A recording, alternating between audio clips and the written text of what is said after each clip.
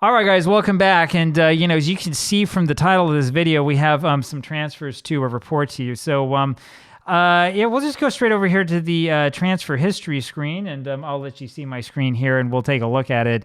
So I sold a lot of players. We'll get to that in a second. We did spend, 749 million euros on players, and we didn't get a whole ton of them. And the reason why will be obvious. So we'll go to the big one first. This was the transfer that we just made. We got Pelé just a little bit before the season started, and we paid a good deal for him. 216 million coming in from was this Santos, right? In Brazil, and he's the real deal. He is a star player, world class. He's, of course, everything is perfect about him. At this database, he's a true model citizen. I know from playing through Legends of the Beautiful Game before that Pelé is the best player in the world, as he should be, right? So, yes, we have Pelé, and it's a beautiful, beautiful thing. We also went and we got Diego Maradona, who is also going to be the other big guy playing in the shadow striker role up in attacking midfield. We got him paying in only cash. So Pelé we paid kind of, using installments. We bought Maradona with cash, 62 million euros, and just straight out bought him because when he came up on my scouting screen, I was thinking, this is crazy. I can't believe that this guy is available. So that gives you kind of an idea of what this squad looks like. I'll take you over here to the squad planner. Actually, we'll look at the tactic first of all, right? If you've watched my other save, you know that I just recently started using this strikerless tactic. I've decided to bring it over here. Why? I know I could probably do something that fits the squad better, but I thought this looks like it's a lot of fun. And as you can see here, we have gutted the squad. We have done a real number on this squad to try to get everything to fit in. I would say that we're still one player short. We probably need to get another center back, and I'm looking around to see who we can get with all of this money that we have. We have nothing left and no wage budget. Thank you, Pelé. So that's what we're trying to do, though, and this is the tactic that we're going to be using. This is how it's going to be here in the future. We take a look over here at the squad planner. We'll walk you through this.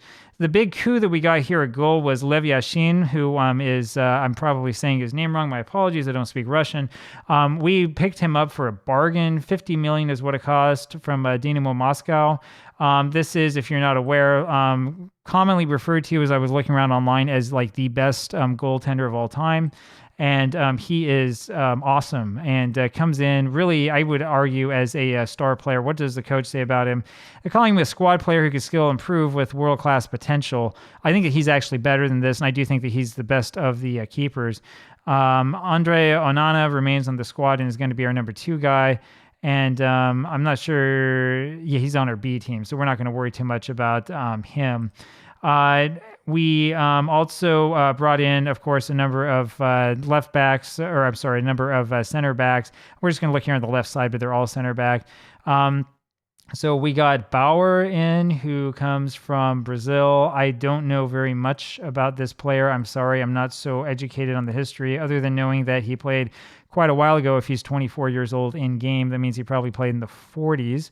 Elias Figueroa comes in from Uruguay.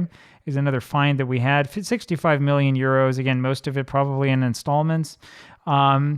Geraldo Monziglio comes in, a Italian from Bologna, who we got for only 43 million. I think that he's another excellent steal. Then we got Renzo De Vecchien as well, another Italian from Genoa. So I think it'll be all right. Like I said, we need one more. We need to get one more center back so that we have a total of 6. Then, of course, Lisandro Martinez is still on there. So, things will be perfectly fine. On the left side, we don't have anybody listed there, so we're going to have to go ahead and take a look and see exactly what I've got set up. I'm going to open up, I'm actually not going to show this on camera, but I'm going to open this up and take a look and remember my notes. Yeah, so what we're doing with left and right wing back is we're using players who are actually attacking midfielders. It's pretty simple here. So George Best is going to end up playing left wing back. He's not really natural in that position by any stretch of the imagination, but he's going to become one. George Best in game is 22 years old. We have to get George Best in the squad, obviously, for obvious reasons. Behind him, we have Ryan Giggs playing. Ryan Giggs is 19. So the way that they do age in Legends of the Beautiful Game is players who are older, like are from many decades ago, end up being a couple years older than the others. I think it's like 1 year for every decade. And so Giggs ends up being 19 because he came in whenever it was, like, I guess the 90s. Again, I don't know fully, right? If you find Messi, for example, in fact, we can look him up. Let's go ahead and pull this up for you if I can spell correctly. Lionel Messi is 17 years old, right? So that gives you an idea of how old or how young players are. Players who debuted in the 2010s will be 16. So there you have it. That's the way that works. But yeah, Ryan Giggs is young enough so that he'll probably be able to train his left wing back and probably be all right at it. On the right side, we have Cristiano Ronaldo, another player who we really have to have in the team, and I don't want to have attacking wingers. I want this guy to be able to play defense. I mean, again, showing up as a squad player, one of the best players in the game, 18 years old, and so you could have a real fun time having a long-term save with him. And playing behind him, of course, is Jadon Sancho, who remains on the team. And who's probably not very happy with me that I'm having him train at this position. But whatever, we're going to keep him there, and it will be fine. We go over here to our favorite segundo volante positions. So we do still have Duncan Edwards is a legendary player who started off on Manchester United, and he will stay with us the whole time. He also has that world-class potential, 23 years old. He's going to play up there in front along with Casemiro, who, of course, is a Manchester United player, came over in real life. I mean, if you're watching this team in real life, because remember, we came in at like the halfway point or whatever of the transfer window, you're probably thinking, man, they're really going all out with spending. And we have really gone all out. Behind them, we do have Christian Eriksen, of course, who stays in the squad. It's pretty obvious. And then the interesting part is we're going to have to go back over here to find him. Paul Pogba will be our other segundo volante. So, I mean, again, Paul Pogba is 17 years old here, so very, very young. And I can sort of shape him to be whatever I want him to be. And he started off on Manchester United. What a wonderful thing. Moving up, of course, since we have three of these together, we'll just look at one. Now, this is in the wrong order. Pelé is going to be our starter here, followed by Maradona. I mean, there's no question about it. With a team like this, we're probably going to score quite a few goals. We actually haven't had any friendlies with Pelé yet, though, so it might not be so well. I don't know. Probably going to see the first team of Pelé, Maradona, and Charlton, and then we'll probably have Mount, Fernandez, and either Rashford or Law afterwards. So Ryan Giggs could play up there. We're probably not going to play him up front. Instead, we do have Marcus Rashford is still on the squad, so there he is, who shows up, of course, as world-class and really, really good. The fans love him. And then finally is Dennis Law, who is actually a striker. We're going to try to train him to play further down. 22 years old, another legendary Manchester United player. And we'll see how it works. We'll see how all of this goes. And so you're probably wondering with all of this, like, how does the media think that we're going to finish? Right. And this will give you an idea of like what our competition is like. Right. So the media here think that we're going to finish 7th.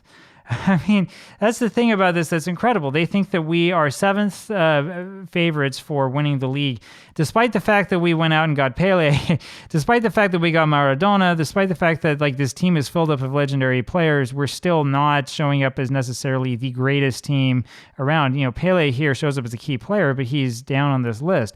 Very interesting how this works, and very interesting how a Football Manager can be sometimes. So we'll see if we can prove them wrong. But like I said, it's going to be really difficult right from the very start. Now, to see the damage that's happened to the club, I tell you, I sold a whole ton of players that are going to make all of the fans out there upset with me. Go look at the transfer history, and you can see we sold, and we mostly sold guys from our B team and under 19s, including a number of players you'll recognize. We gutted the defense, as you already saw. We got rid of players left and right because we wanted to get players who are better. Some of these transfers are probably very, very controversial because we got rid of good young players for very little money. Finances look awful. Our overall balance is only 31 million euros, which is ridiculous. We're under wage budget because of a prayer, I suppose. Our transfer budget looks awful. We probably need to sell a couple more players. The projection is a joke. We're going to be in debt, which is why we want to win this year. We want to do everything we possibly can to win as much as we can right away so that I don't look like a fool cool and we don't go completely under. Because if we end up playing this up to the third season and the budget looks like this, they're going to force us to sell everybody, and it's going to be pretty silly, and this will just end. Debt and loans, we have 558 million euros in transfer debt. So that's that's a pretty hat there for you. We're going to see what we can do to try to get that one down. Again, the only way to have success here and to make this work is to win everything in sight. And we have to hope that we can win everything in sight. Take a quick look at this. What's the performance look like so far? They think that transfers have been satisfactory, some happy, some sad. Take a look here because we haven't played any matches of what transfer activity has been like. And there's some that they're happy about, some that they're not so happy about. The board gave us a B+ for Pelé, which is ridiculous. The supporters happily are very happy with that transfer. Like Maradona got a B- and then a B+, and they think, well, it looks like he's okay, I guess. And then, of course, they were very, very upset about us selling so many of the star players away. But that's kind of the way that it is. I think, though, that this squad overall is much stronger than it was before. And like I said, I think that we're really only one player away from having a squad that can rotate around fully and that can handle this killer schedule that we have in front of us. So there you have it. I'm excited to start playing with this. I really am. This is going to be a lot of fun. I haven't been this excited for any project for a long, long time. And this one I'm really, really into and excited about because I get to record it and not just do this on my own and, tell myself how cool this is while I play it alone, right? So I hope you're going to stick around with us as we play through this. We'll play through every match together as we usually do, and we'll see how it goes. Hopefully I won't say things incorrectly, and we'll see how good or how bad this tactic is. Knowing my luck, it'll end up completely blowing up in my face, and I'll look like an idiot. But that's happened already on this channel. That's part of the fun. Anyway, hope you're having a good day, and we'll see you tomorrow. And yes, tomorrow afternoon we will have the first match of this new project. So look forward to it. See you then. Bye.